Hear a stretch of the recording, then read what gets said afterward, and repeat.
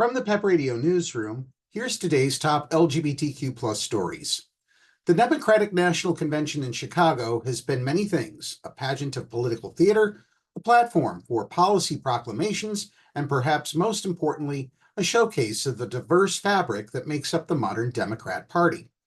Amid the clamor of speeches and the whirl of television cameras, one voice in particular stood out. John Hellman, a non-binary delegate from the rural corners of Pennsylvania's Pike County, arrived not just as a representative of their community, but as a symbol of how far the nation has come and how much further it still needs to go. Hellman, who moonlights as the drag queen Belle Pepper, is part of the largest contingent of LGBTQ+ delegates ever to grace the DNC, over 800 strong. For Hellman, this gathering in the heart of America's political machine is nothing short of extraordinary. "This has been one of the most amazing experiences of my life," they told the Advocate, their voice tinged with awe, as someone who is fully aware that they are living through history. "We are at a turning point in our country's history where we have two competing visions, one that is full of hate and division, and one that is inclusive, reflecting what our country truly looks like." And speaking of division, this news from Texas. NBC News is reporting that transgender people in Texas can no longer change their gender on their state-issued IDs or driver's licenses, officials confirmed on Thursday. According to an email to NBC News, the Texas Department of Public Safety has stopped accepting court orders for the purpose of changing gender markers on driver's licenses. The statement said the Attorney General's office raised concerns, quote, regarding the validity of court orders that instructs Texas agencies, including DPS, to change the sex of individuals in government records, including driver's licenses and birth certificates.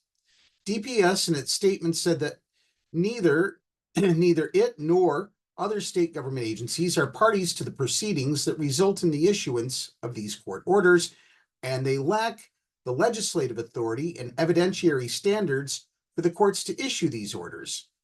That has resulted in the need for comprehensive legal review by DPS and the OAG.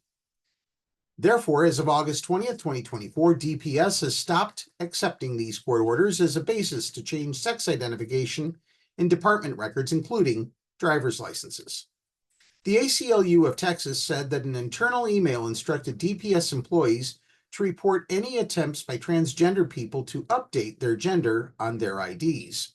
In a statement, Ash Hall, ACLU of Texas's policy and advocacy strategist for LGBTQIA+ rights, condemned the move, saying the DPS has a responsibility to keep all Texans safe, but that this policy does the opposite.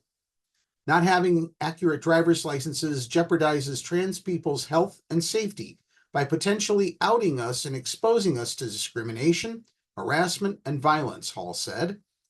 This relentless targeting of transgender Texans is yet another alarming attack on our privacy, safety, and dignity. Trans people deserve to live free from persecution in Texas and everywhere else. For more news, tune in on Monday. Be sure to check out the latest edition of Qberg.com for an insider's guide to LGBTQ+ Pittsburgh. Now back to the music on Pep Radio.